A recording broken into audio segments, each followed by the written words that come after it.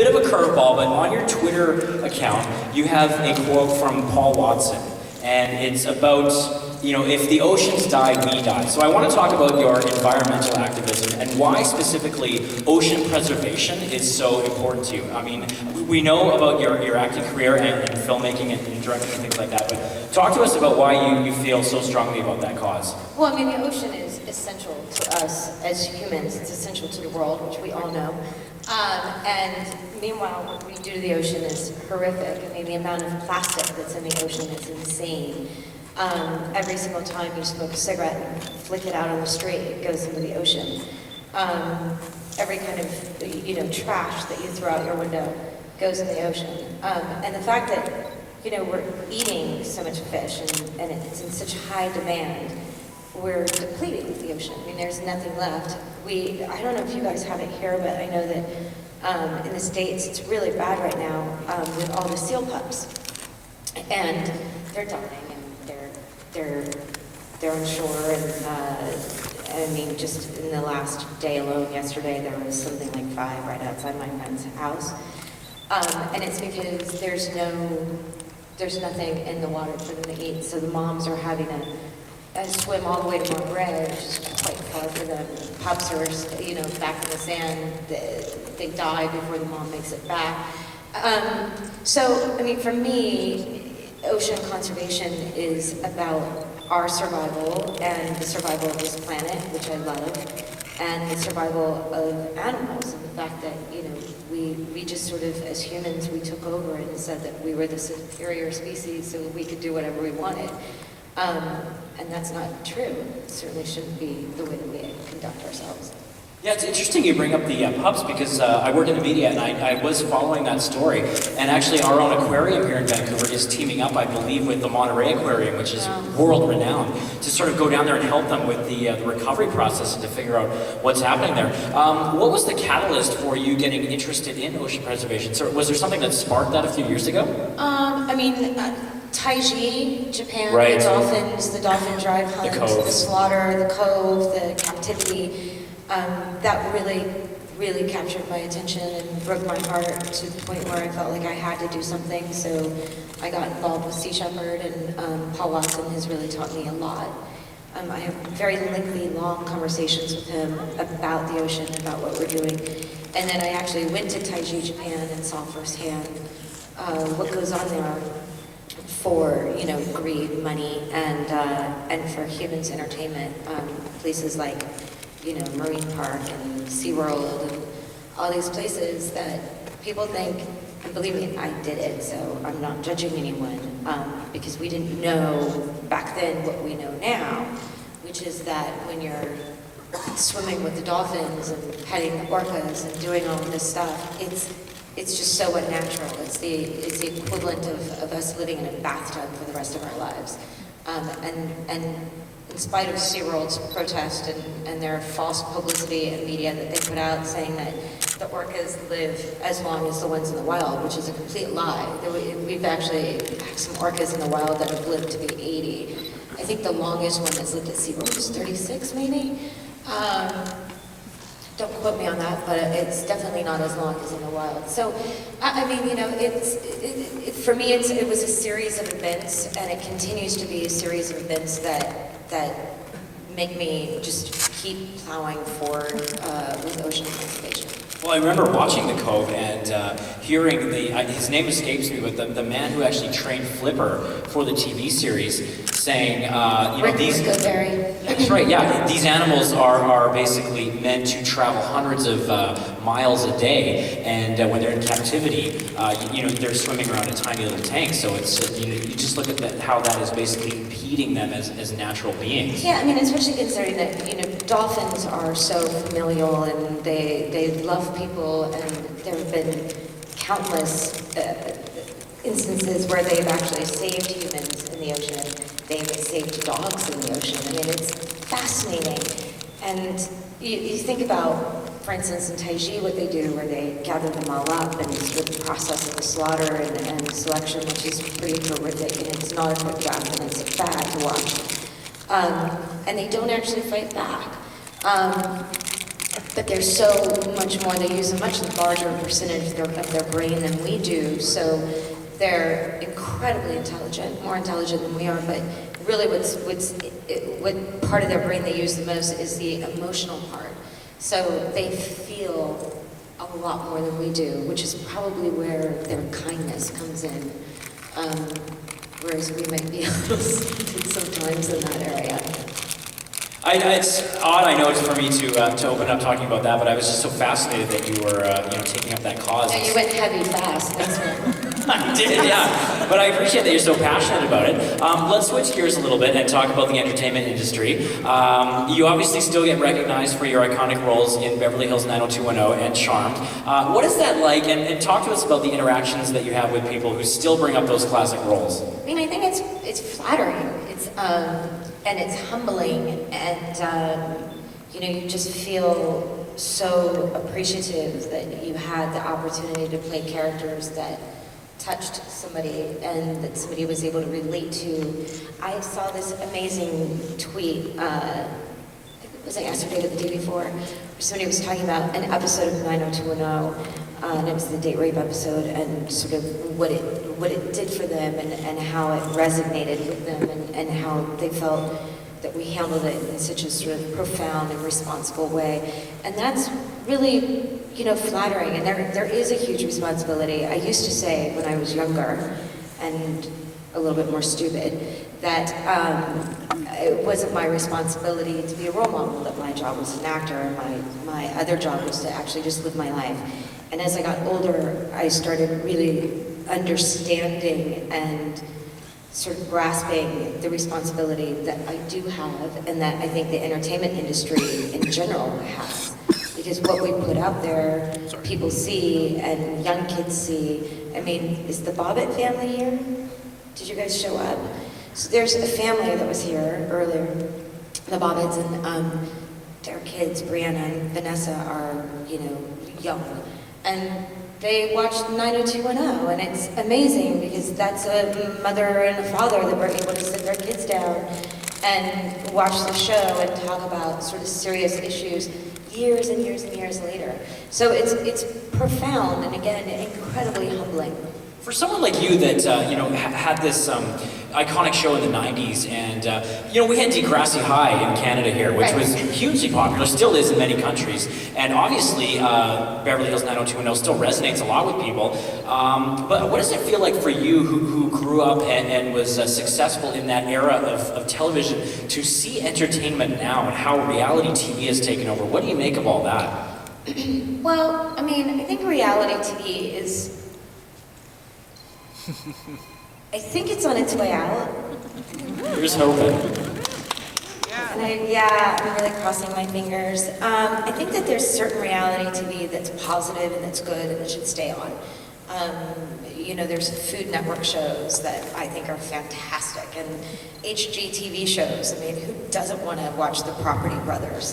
Come on. By the way, every single time I watch it, I'm like, that's in Toronto, that's in Vancouver, that's here.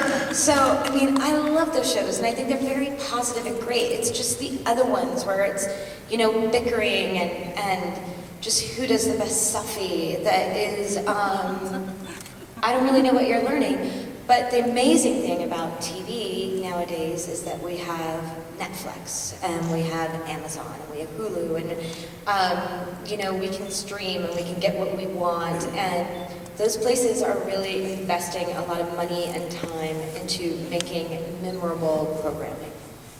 Do you still keep in touch with the gang from Beverly Hills? Most of them, yeah, I sure do. Do you ever talk about sort of at the time, looking back in hindsight, did you ever have an inkling that it would have such a cultural impact? No, God, no. None of us thought that it was going to be like that. And there were very distinct moments that happened that made us all kind of be aware of the show that we were on. One was when I was on the cover of Rolling Stone with Luke Perry and Jason Priestley, and Rolling Stone at that time was like the magazine. You were only cool if you were on Rolling Stone.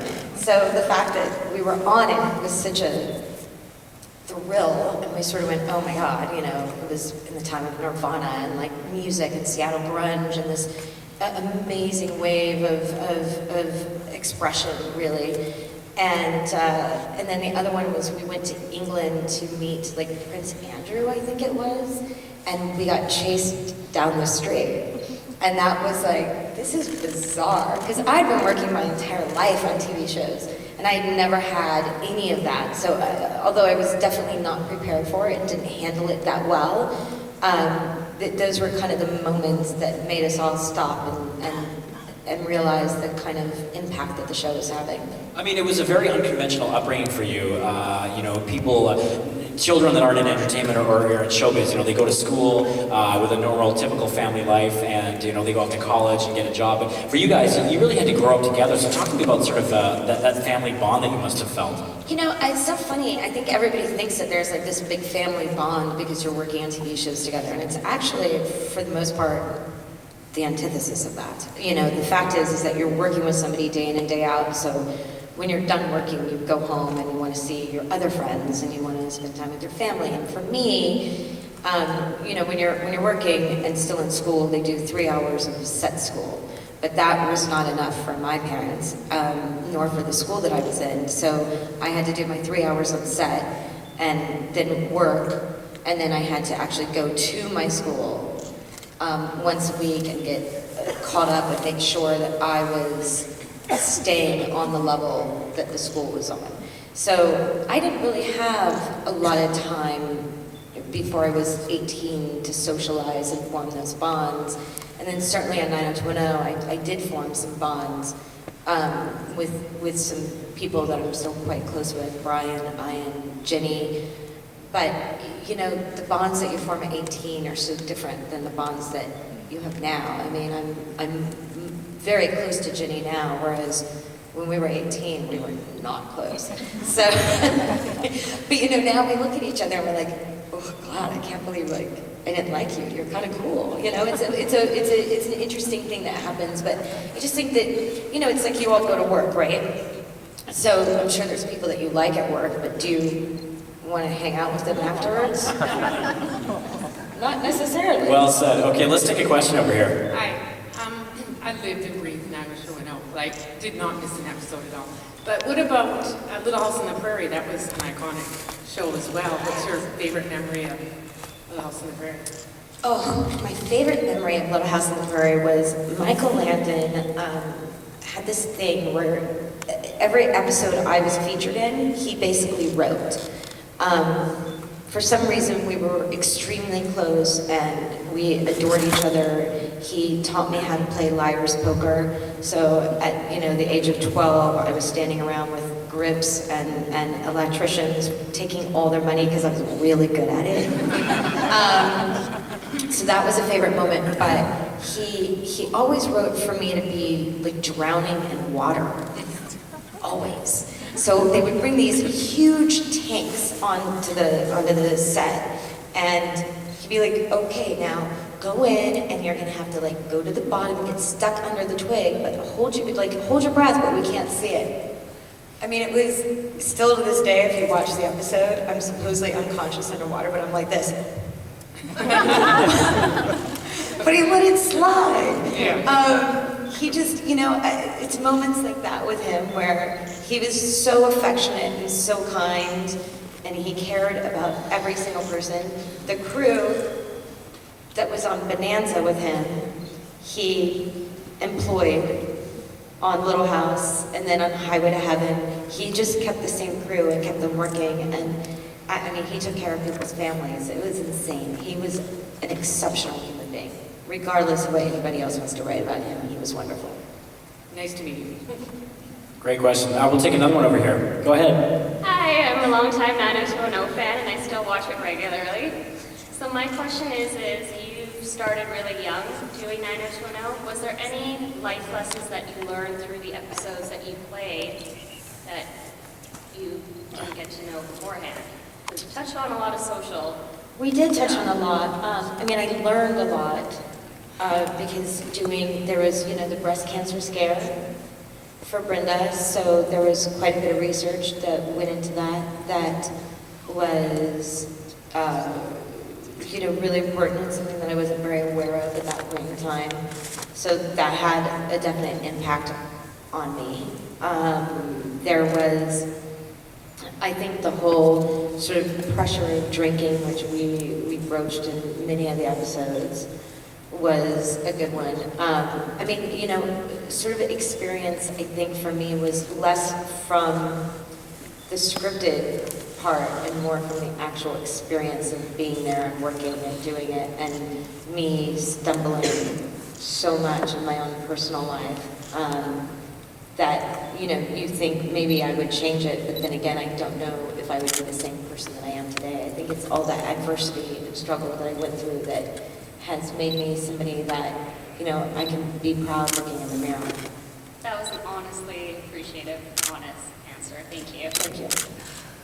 Let's talk about some of your other work, because fantasy and sort of sorcery and mysticism still a huge part in pop culture and entertainment. Talk to us about your experience on Charmed, and what's your takeaway from working on that show? My takeaway is that I shouldn't have died. Let's just say that. I think Prue was sorely missed. It was a great show. It was a great show. I know that the time that I was on it, I very much enjoyed, and the main thing that I stressed is that yes, there's magic, and whatever form of magic you want to believe in life, there's magic, period, in life, and maybe it's not that kind of magic, but there's miracles that happen every single day, and in some way, shape, or form, we're all touched by something that can be, whether it's a person, you meet someone. I was at a convention in Toronto 2 weeks ago, and I met someone who was recovering from cancer, and his story touched me, and to me that was very magical.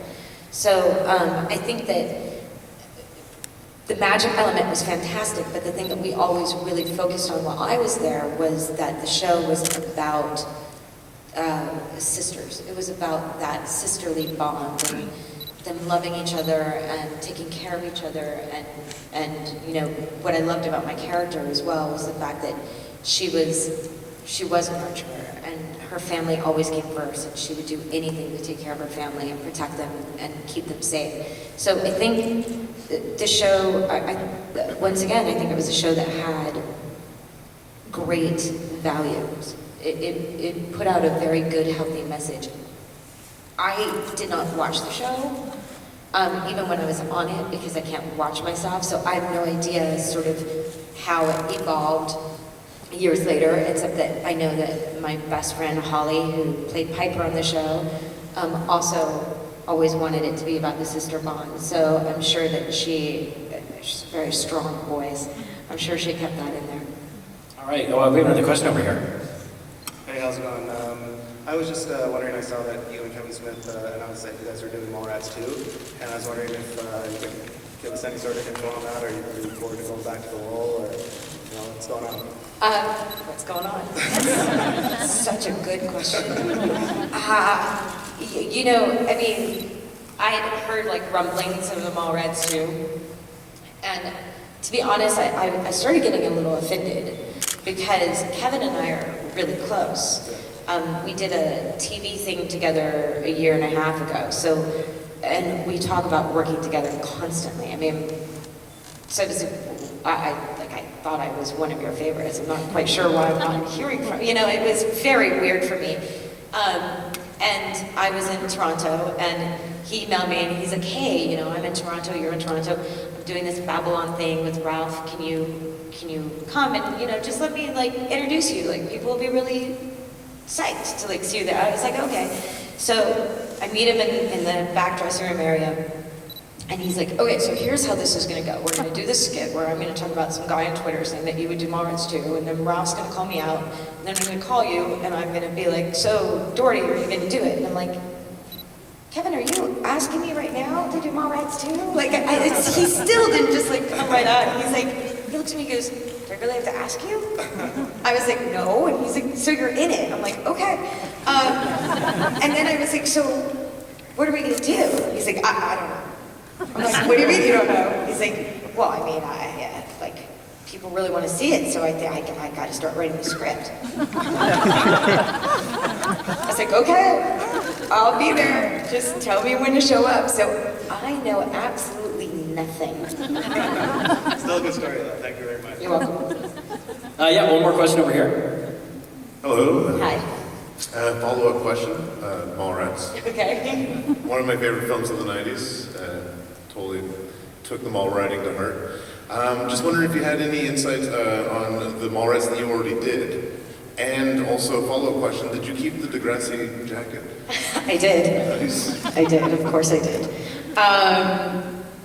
Any insight into Mallrats? Well, like, any good memories on the show? Like, So many good how you memories. got into it? I mean, it was, so Kevin does this interesting, at the time, he did this interesting process because he didn't want actors to feel so put on the spot with auditioning. So I had just gotten done with 90210, and I went and I met with him, and I auditioned for him, and he was like, okay, that was excellent. Now, can you say it all faster? And I was like, faster? No problem. I'm from the South, so I think I speak really fast anyway. So I was like, yeah, no problem. So I just kept saying it faster and faster and faster and faster. And he's like, oh, I love you. All right. So I walked out, but I still had no idea if I had the job. So the casting director that he had at the time did this thing called a pizza party, where they basically bring back like 3 girls for my part, three guys for, so it's 3 for every single part. And everybody eats pizza, and then they group you in with certain people, and you read with one another. And I am a horrible auditioner because I get very nervous. I get hives, and I shake. I'm not very good at it. I have absolutely no idea how I have a career because I'm terrible at auditioning. So at this pizza party, he saw that I was really nervous, and he came out and he looked at me and goes, "You have the part." And I went, "Really?" He's like, "This is an audition for you. Don't you notice there's nobody else here for your part?" I was like, "Oh, that's so cool." I didn't know I had the part. So he just, Kevin is one of the warmest and just down-to-earth people I've ever met. There's that, and there was the fact that we all were staying on the same floor of a hotel in Minnetonka. And if you opened up your door of your room and walked into the hall, it was like a teenage frat party gone wild. I mean, it was just so you can imagine the smells, right? Because there's kids here, so I don't want to be obvious about it, but you all know what was happening. So it was endless, and then skateboarding up and down the hallways. I mean, it was crazy and a lot of fun. And we were definitely, that was sort of getting back to bonding. That was, I think, a time that we all bonded, a set that you bonded a little bit more, but you're also in Minnetonka, and you were at a mall that was abandoned and closed down, at a hotel that was kind of abandoned and kind of closed down. So there wasn't really a lot to do except hang out in the hallway. The stories you described with that experience, it's so raw, and do you think it's more of a challenge these days to mount those kind of productions in that sort of guerrilla, renegade style where everything is, big budget and huge I think studio? it's getting easier. It's I think easier. it's getting much easier because I personally, I don't think the studio movies are making what they used to make anymore, so their budgets are going down anyway, unless it's a kid's movie or, there's, I don't know, I mean, who's like the biggest male star in the world, even then they're just not doing what they used to do.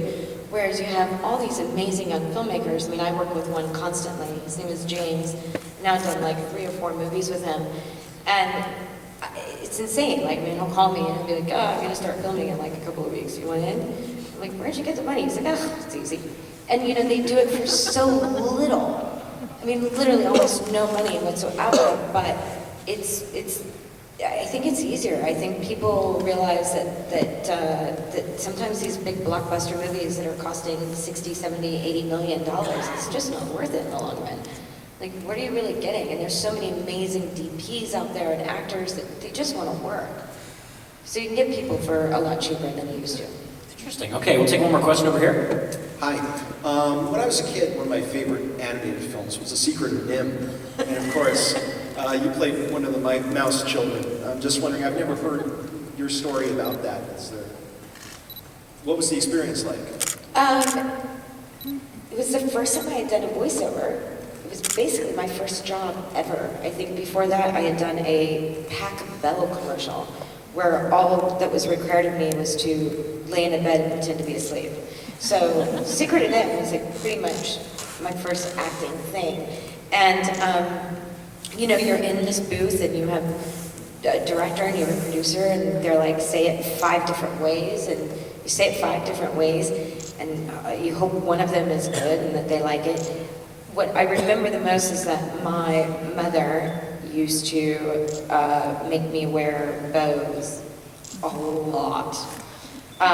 Because I was such a tomboy growing up. I liked overalls and I was always outside and I was, you know, with my dog George and, you know, riding my bike and playing in the dirt and climbing trees. I was like a boy. I liked baseball. I mean, I liked every boy thing there was. I was definitely not girly. And so my mom, in order to counteract that, would, you know, even if I had pigtails or braids, she would put ribbons in them, bows, always, so that I had some sort of girly aspect on me. And the producers for Secret of Nim saw that I always came in to do my voiceover with bows. So Teresa, the mouse, which is the character I was in Secret of Nim, has this big, huge bow in her hair, and it was because of how I always came into the room to do my voice. Okay, thank you. Yes. Wow, great insight there. Very cool. Yeah. God, I'm very talkative tonight. Well, that's why we came. I want to talk about heroes and icons. Did you have someone, a director or an actor or actress for you as a child that you sort of saw and idolized and thought, I want to do that when I grow up? Yeah, yes. First and foremost, I've had one hero my entire life, and that has been my father. And will always be my dad. So he influenced me in ways, although he wasn't in the business, his influence is what gave me the confidence to think I could do what I do. Because it's a really tough business, and you get criticized a lot, and put down a lot, and rejected a lot. And you know, whenever my friends' kids come up to me and they're like, oh, I want to do this, I'm like, nope, don't do it, go to college, do something else, be a writer, like anything but act. It's just so brutal, but at the same time, it's so incredibly rewarding.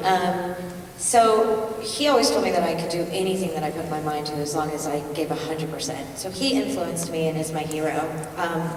But I always wanted to work with Michael Landon because I watched Little House on the Prairie growing up.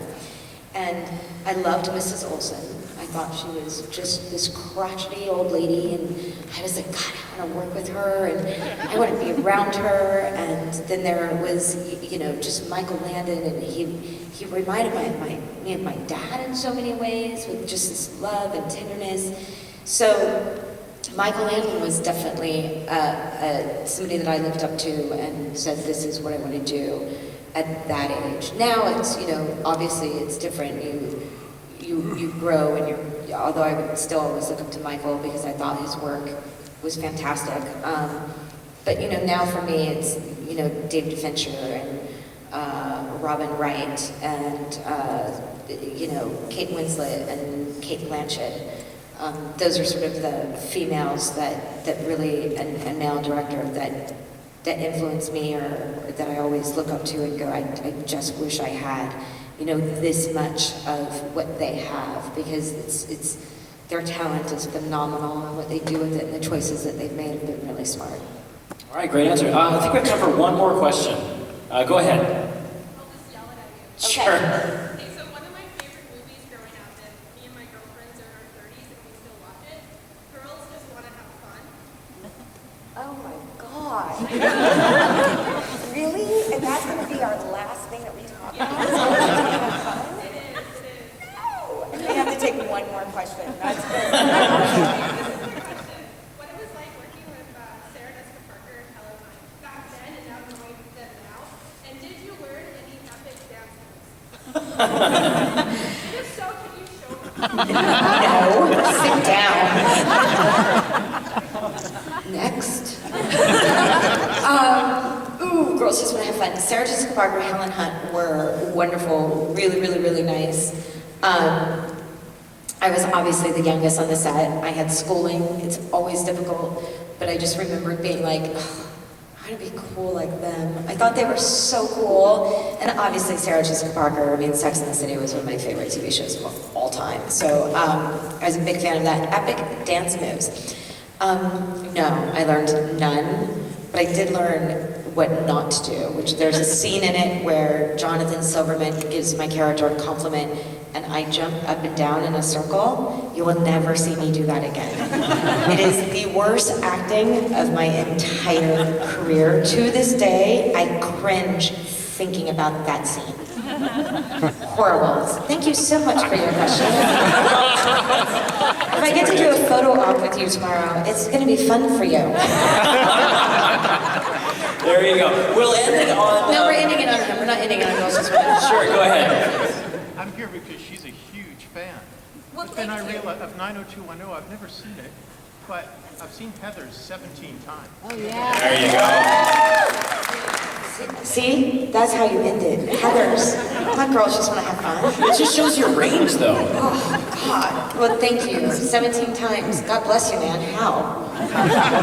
That's what I want to know. I mean, Michael Lehman, I mean, that movie is fantastic. And he's done some True Blood recently. But everything in between, it just didn't seem to work for him. So what was the magic? What clicked with Heather's, making it such a cult hit? I think it was just so dark back then, where now we watch it and maybe it's not as dark because we have things that actually transpire in this world, sadly, that mimic that. And therefore it's maybe it's relevant in a really negative, bad way, but back then it was just this sort of really dark, funny movie that shocked people. And I think that comes around, once every 10, 15 years, a movie like that. It's the right writing, it's the right producer, Denise Denovi, fantastic producer, it's the right cast. It's all those elements that, team up. And honestly, I mean, look, you could say the same thing about me, because, boy, I've had some real bombs, too. So, sometimes we don't make the best decisions. He has a family. Sometimes you have to take a paycheck just like anybody else. You've got mortgages to pay. You've got, the IRS who really likes us. I don't know. He was a talented director for sure, and he does True Blood, which is an amazing TV show. All right, before we let you go, I want to know personally, what do you have for the future projects upcoming that people can see you in? I'm Mallrats too. Isn't that enough? That'll do, yeah. I have several others, but we're just going to go with Mallrats too for now. Okay, we'll leave it at that. Thank you so much for your time, Shannen Doherty. Thank you, guys.